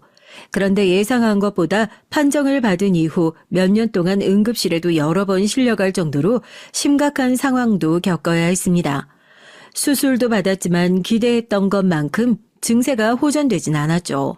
그리고 무엇보다 가장 힘들었던 건 언제나 씩씩하게 견뎌내시던 시어머니께서 달라지셨다는 거예요. 수술할 때까지만 해도 꼭 병을 이겨내겠다고 말씀하시던 분이 수술 이후에도 달라지지 않자 언젠가부터 말을 잘 하지 않으셨어요. 물어도 대답도 잘 안 하시고요. 병원에선 파킨슨병의 증상 중 하나로 말하기가 힘들어지신 거라고 했지만 가족들 입장에선 너무 속상하기만 했습니다.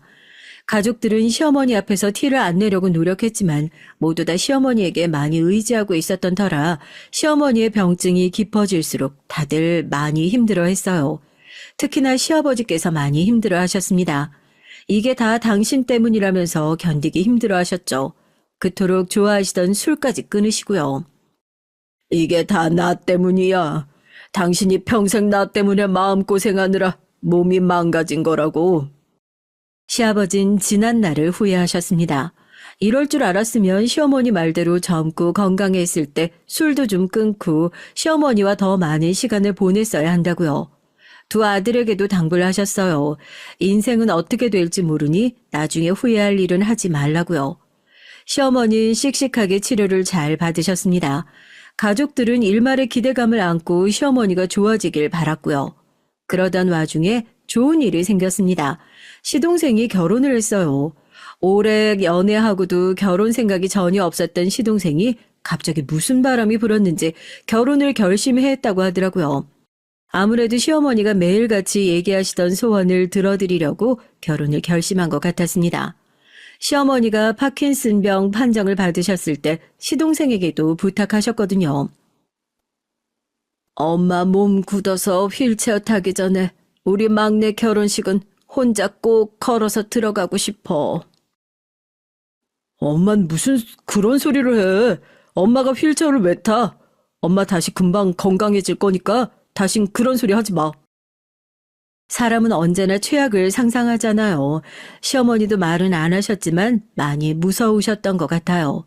시동생이 결혼해서 알콩달콩 살면서 손주까지 낳는 것까진 기대 안 해도 결혼식장에 들어가는 모습만이라도 보고 싶다고 하셨죠. 전 시어머니께서 그런 소리를 할 때마다 화를 냈어요. 어머니가 씩씩하게 잘 견뎌내셔야 해요. 손주들 다 커서 시집 장가가는 것까지 다 보셔야죠. 그래도 그런 시어머니의 마음이 통했는지 시동생은 곧바로 식을 올렸습니다. 결혼식 당일 시어머니의 컨디션이 많이 좋진 않으셨지만 그래도 시아버지의 부축을 받으시며 화촉 점화도 직접 하셨고요.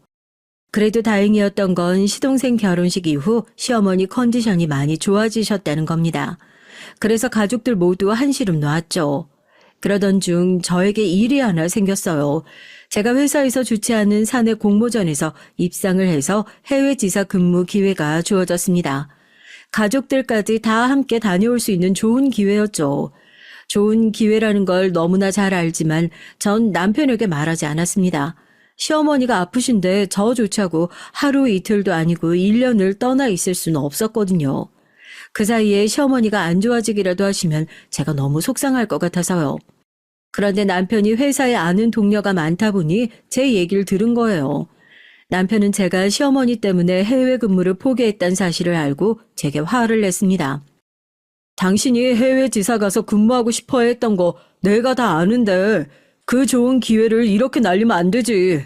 우리 어머니 걱정돼서 그러는 거면 당신만 다녀와. 내가 여기서 우리 아들이랑 어머니 돌보면서 있을 테니까. 남편은 해외 근무를 저만 다녀오라고 했어요.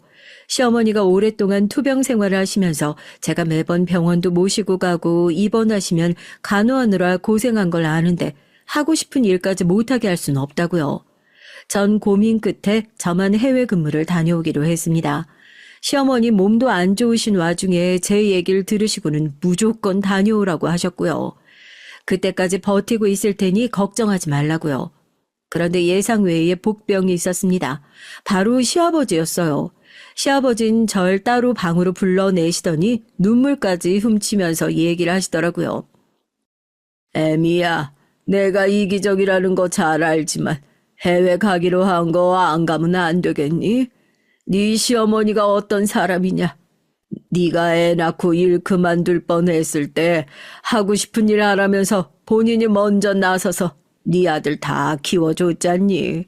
그뿐이니 자기 아들보다 너를 더 챙기고 예뻐했는데 너마저 없으면 어떡해.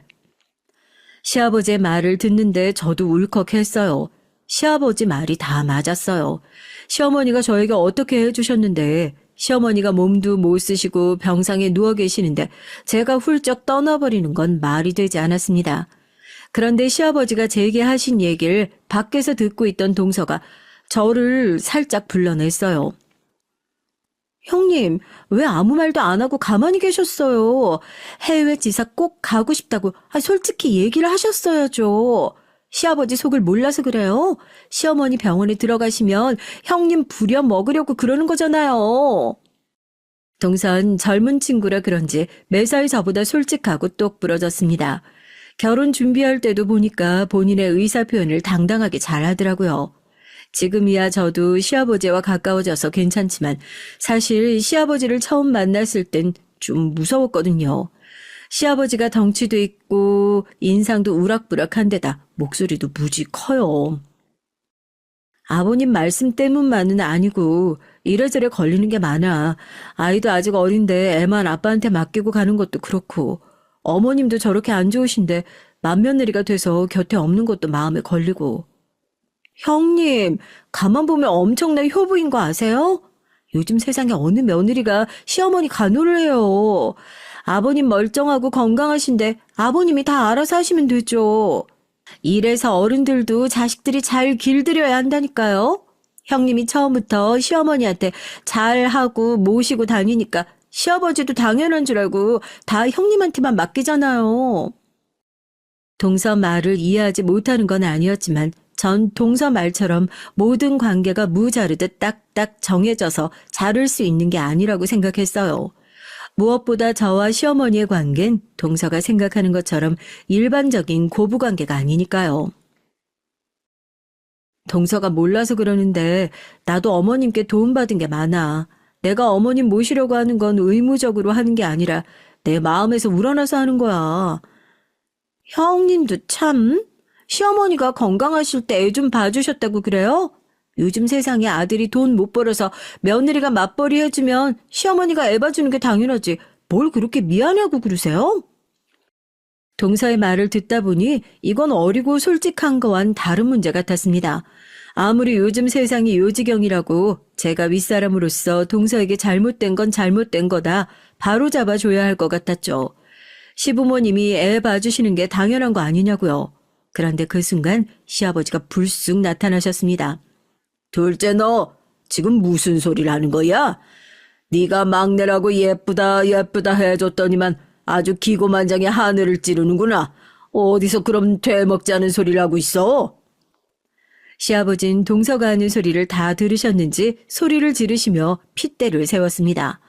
동서도 시아버지의 그런 모습을 처음 봤으니 놀랐는지 조금 전에 당당했던 모습은 사라지고 두 손을 공손히 앞으로 모으고 고개를 숙이며 잘못했다고 하더라고요. 저도 동서가 혼나는 게 당연하다고 생각해서 애써 말리지 않았어요. 요즘 며느리들이 다 자기 하고 싶은 대로 하면서 편하게 하고 산다지만 그것도 어디까지나 할 도리를 지키고 예의 범절은 지키면서 하는 거지. 엄연히 어른이 계시는 집에서 입을 함부로 놀렸으니 혼나도 싸다 싶었죠. 그런데 그 이후 동서와 시아버지의 관계가 어딘지 묘하게 불편해졌어요. 안 그래도 시어머니의 투병 생활로 집안이 조용할 날이 없었는데 동서와 시아버지가 눈에 보이지 않는 묘한 신경전을 자꾸만 벌이니까 다른 가족들은 불편했습니다. 한 번은 그런 적이 있었어요. 명절을 앞두고 있었는데 시어머니께서 상태가 안 좋아지셔서 갑자기 병원에 입원을 하게 됐거든요. 마침 명절 연휴라 제가 시어머니를 모시고 병원에 들어가기로 했고요. 그런데 동서가 뜬금없이 이번 명절엔 시댁에 오지 않겠다고 하더라고요. 어머님도 아프셔서 집에 안 계시고 형님도 병원 들어가시면 명절날 남자들하고 저만 있어야 하는데 저 혼자 식사 준비하고 치우고 그 시중을 다 어떻게 들어요. 어차피 어머님 아프셔서 집안 분위기도 안 좋은데 이번 명절엔 그냥 각자 보내는 게 좋겠어요. 동서는 다시 봐도 참 대단한 사람이었습니다. 물론 마음으로 생각할 수야 있죠. 집안의 여자라곤 시어머니와 저 동서 셋인데 저와 시어머님이 병원에 들어가 버리면 아무래도 혼자 시아버지의 저희 남편 식사까지 챙겨야 하니까요. 동서의 말에 시아버지도 마음이 부글부글 끓으시는지 얼굴이 붉어지셨어요. 자기야, 그런 소리 나랑 상의라도 하고 해야지. 안 그래도 엄마 아파서 다 속상해 죽겠는데 그런 소리를 지금 꼭 해야겠어? 도대체 생각이 있는 거야, 없는 거야? 눈치를 보던 시동생이 먼저 나서서 한마디를 하니 시아버지도 참지 않고 동서를 몰아붙였습니다. 둘째, 넌 며느리로서 책임감이라는 게 전혀 없구나. 네 형님이 시어머니 모시고 병원에 들어간다는데 둘째로서 당연히 시댁에 와서 시아버지 식사를 챙겨야지. 이런 소리를 내가 직접 해야 되니? 네가 시어머니가 아파서 일일이 가르치질 않는다고 우리 집안을 아주 우습게 보는구나. 며느리가 가정부도 아니고 시댁 식구를 밥 차리는 게 어떻게 당연한 일이에요? 전 시아버지 밥상이나 차리라고 결혼한 거 아니니까 밥상 차릴 며느리 구하시면 다시 알아보세요. 시아버지와 동선 만나기만 하면 도대체 왜 저렇게 서로 으르렁대지 못해 안달인가 싶었습니다.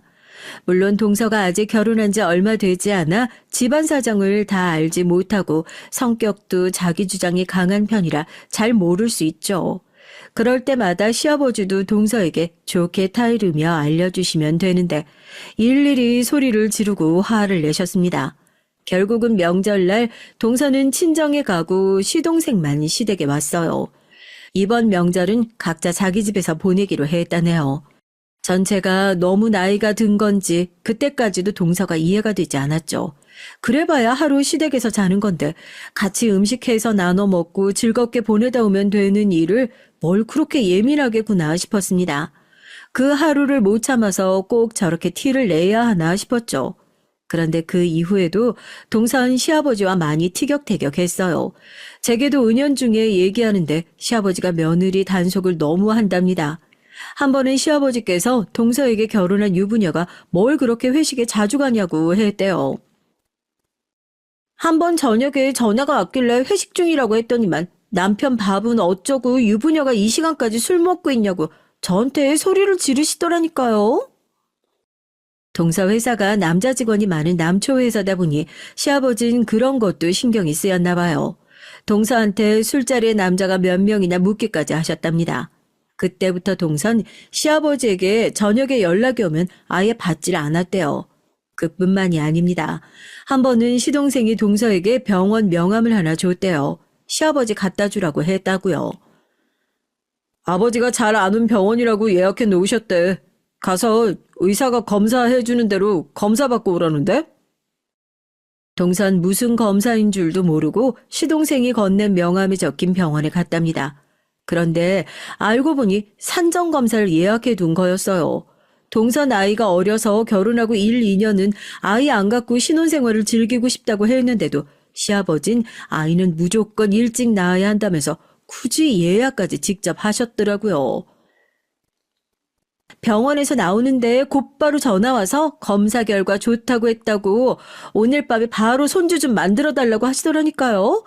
무슨 시아버지가 며느리한테 그딴 소리를 해요. 저 정말 짜증나서 그냥 끊어버렸어요. 동선 쪽팔려서 친구들에게도 말도 못하겠다면서 저에게 연락이 왔더라고요. 저도 동서 말에 사실 놀랐습니다. 그러고 보니 저야 결혼하고 바로 아이를 낳기도 했고 시어머니가 아프셔서 병원에 왔다 갔다 하느라 시아버지와 따로 얘기를 나누거나 왕래를 많이 하지 않아 일일이 잔소리를 듣진 않았지만 동선 아무래도 시아버지한테 꽤 시달렸나 보더라고요. 동선 시아버지라면 아주 학을 뗐어요. 그 모습이 마치 시어머니를 보는 것 같았죠. 제가 시어머니와 같이 병원에 다니면서 동서에게 들은 이런저런 얘기를 시어머니에게 해드리곤 했는데 그럴 때마다 시어머니는 제 손을 잡으면서 동서 걱정을 하시더라고요. 그 인간이 원래 그래. 자기가 나가서 할 짓 못할 짓 다 하고 다니면서 여자는 집에 아주 꽁꽁 가둬놓고 아무것도 못하게 한다니까. 둘째한테 큰애 네가 말 좀 잘 해줘. 그 사람이 원래 고지식하고 자기밖에 모르는 사람이라 그러는 거니까 한 귀로 듣고 한 귀로 흘려보내라고. 다 우리 며느리들 하고 싶은 대로 하라고. 시어머니는 언제나 자식들 걱정뿐이었습니다. 시아버지 때문에 혹여나 동서와 시동생 사이가 벌어지기라도 할까 항상 걱정하셨어요. 그리고 저에게도 고민하지 말고 빨리 해외 지사에 가라고 했죠. 당신 걱정은 하지 말라고요. 그런데 얼마 뒤 시동생과 동서 부부에게도 작은 문제가 생겼습니다. 동서가 임신 사실을 안 지 얼마 되지 않아 유산을 하게 된 거예요. 병원에선 임신 초기라 충분히 있을 수 있는 일이라고 했고요. 아이를 잃고 동서와 시동생은 많이 힘들어했습니다. 동서도 계획한 임신은 아니었지만 임신 사실을 알고 나서 태명을 짓고 아기 양말을 직접 만들 정도로 좋아했거든요. 저와 남편은 자주 동선의 집에 들러 얘기를 나눴어요. 무슨 말도 위로가 되지 않겠지만 그래도 가족끼리 함께 있다 보면 자연스레 회복될 것 같아서요. 그런데 시동생이 큰 실수를 저지르고 말았습니다. 제가 퇴근하고 동서가 좋아하는 빵을 사서 잠깐 들렸는데 동서와 시동생 사이의 분위기가 이상하더라고요. 꼭 싸운 것 같았습니다. 전 동서에게 빵을 잘라주며 무슨 일이 있느냐고 물었죠. 그러자 동서가 풀썩 바닥에 주저앉더니 펑펑 울기 시작하더라고요. 얘기를 듣고 보니 이건 누가 봐도 시동생이 잘못했어요. 시동생이 동서에게 절대 해서는 안 되는 말을 했더라고요. 그래서 내가 회사 그만두라고 했잖아. 매일 지하철로 1시간씩 출근하고 야근, 주말 근무까지 했으니 애가 버텨내겠어? 임신한 사람이 애 생각했으면 내가 시키는 대로 했어야지. 자기 욕심 때문에 애를 죽여? 시동생도 너무 속상하고 감정이 격해져서 누구라도 붙들고 네 잘못이라고 따지고 싶었나 봐요. 그런데 하필이면 지금 가장 마음 아플 동서에게 퍼붓고 만 겁니다. 전 시동생을 진정시키고 동서를 데리고 우리 집으로 왔어요. 전 밤새 곁에서 동서를 지켜봤습니다. 쉬지 않고 얼마나 우는지 제 가슴이 다 찢어질 것 같더라고요. 내가 어쩌다가 저런 인간이랑 결혼을 했을까요? 본인은 매일 회식에 친구들 만나면서 새벽까지 술 퍼마시고 다녔거든요. 내가 입덧 때문에 아무것도 못 먹고 시체처럼 누워만 있을 때도 옆에 없었다고요.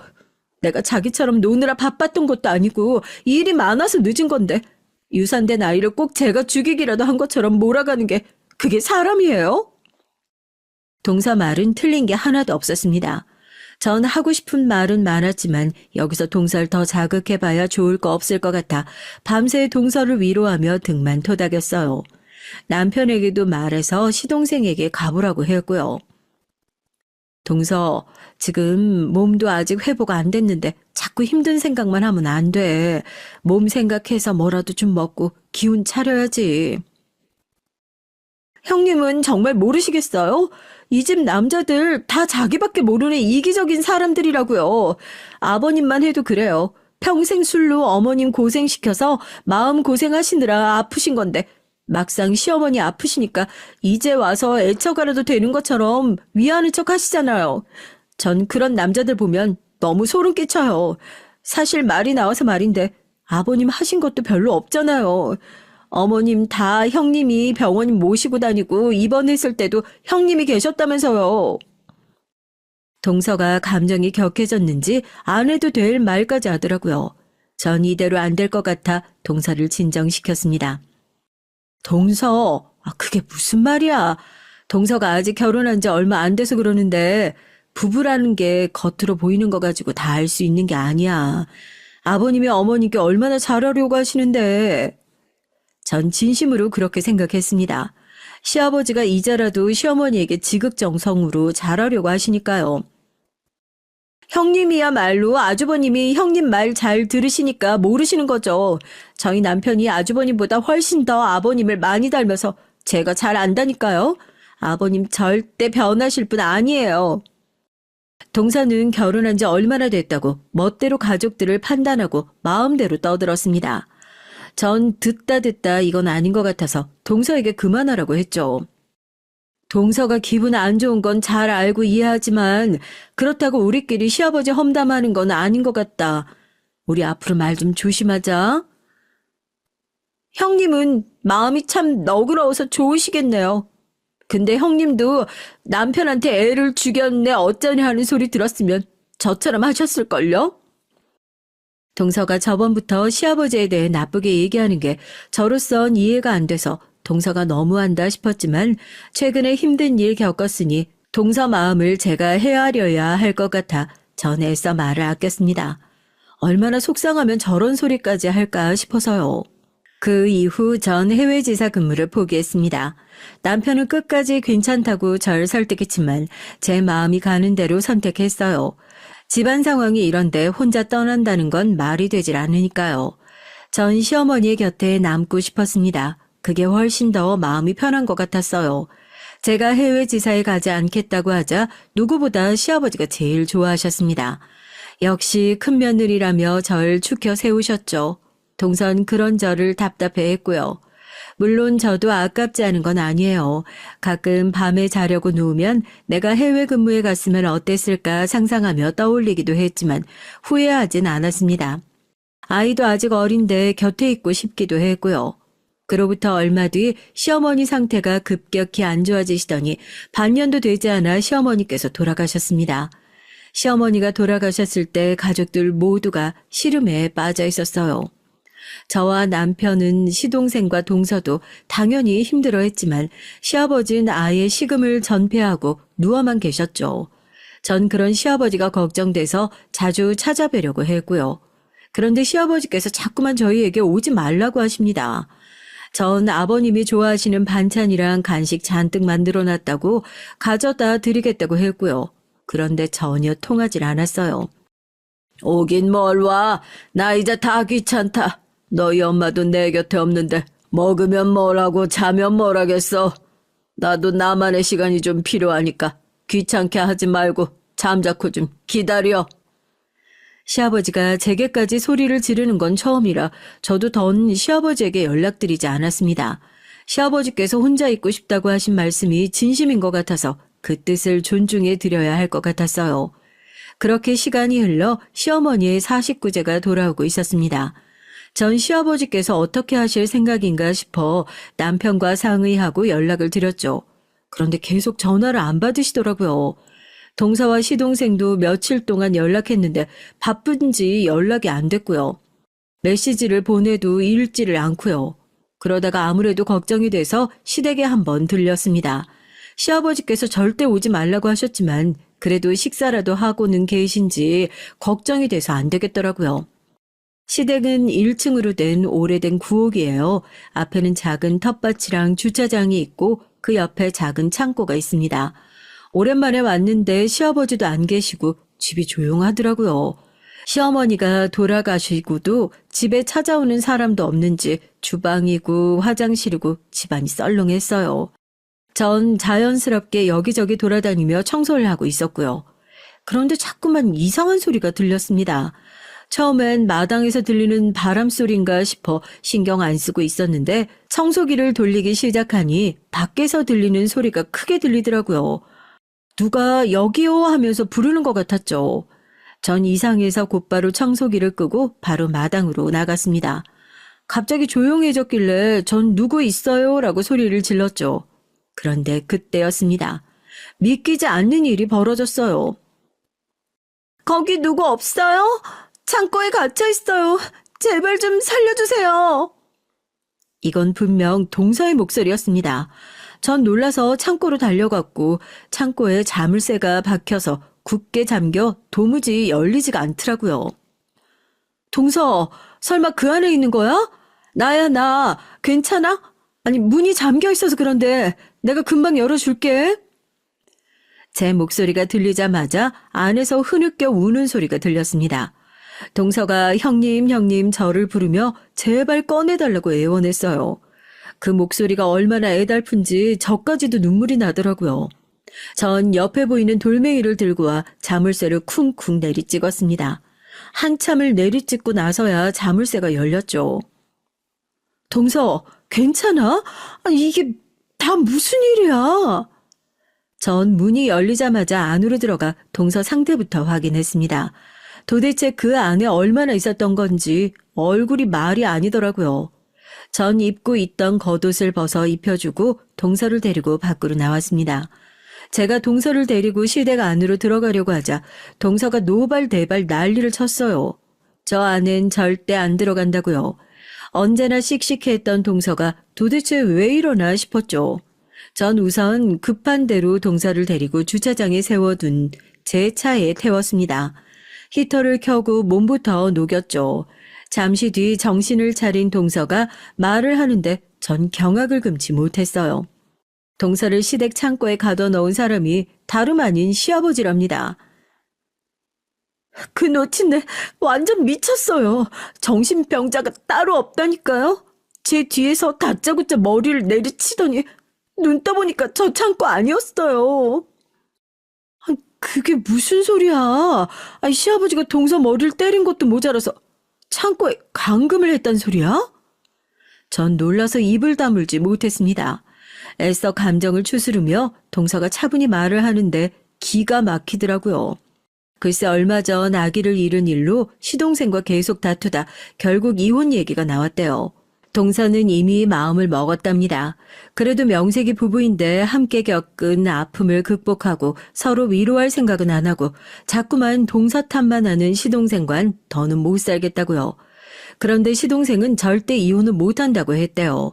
자기 인생에 이혼이란 실패는 없다고요. 동서가 시동생과 말이 통하질 않자 더는 안 되겠다 싶었는지 짐을 쌌답니다. 시동생이 없을 때 친정으로 가버리려고요. 그런데 마침 동서와 시동생 상황을 들으신 시아버지가 집으로 찾아오셨대요. 그것도 끊었던 술까지 먹고 말이죠. 둘째야, 네가 힘든 거 내가 왜 모르겠니? 하지만 그렇다고 절대 이혼이 답은 아니다. 네 남편 능력 있어, 인물 좋아. 어디 하나 빠지는 거 없는데 네가 어디 가서 또 그런 남자를 만나? 시아버지는 애써 타이르는 듯 싶더니만 또 동서의 심기를 건드린 거죠. 동서는 시아버지의 만류에도 자리를 박차고 일어났답니다. 제발 그만 좀 하세요. 전 무슨 일이 있어도 아버님 아들이랑 이혼할 거니까 그런 줄 아세요. 동서가 자리에서 일어나려던 그때 시아버지가 험악한 표정으로 다가와 뭔가 딱딱한 물건으로 머리를 쳤대요. 충격은 거기서 끝이 아니었습니다. 쓸데없는 고집만 센 년 같으니 우리 집안에 너처럼 드센 며느린 나도 본 적이 없어. 네 시어머니랑 네 형님 보면 몰라? 여자는 무조건 나긋나긋해야 남자한테 사랑을 받는 거라고요. 지 주제에 우리 아들 정도면 감지덕지지. 어디서 감히 이혼 얘기를 짓거려? 쓰러져 정신이 아득한 와중에도 시아버지의 막말이 그대로 다 들렸대요. 거기다가 동서가 역시나 똑 부러지는 게 그 와중에 핸드폰 녹음기를 켜서 바지 주머니에 넣었답니다.